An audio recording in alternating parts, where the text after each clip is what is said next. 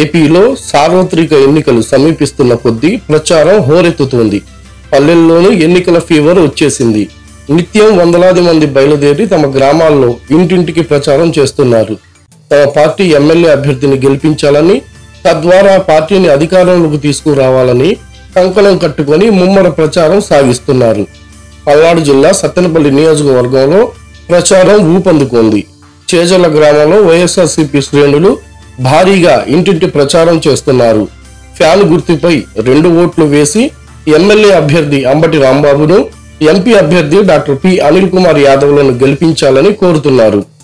2019-24 మధ్యన ముఖ్యమంత్రి వైఎస్ జగన్మోహన్ రెడ్డి చేపట్టిన సంక్షేమ అభివృద్ధి పథకాలు వివరిస్తూ ముందుకు సాగుతున్నారు. కార్యక్రమంలో సర్పంచ్, ఎంపీటీసీ, వార్డు సభ్యులు, పూర్వ వాలంటీర్లు, నాయకులు, కార్యకర్తలు పాల్గొన్నారు.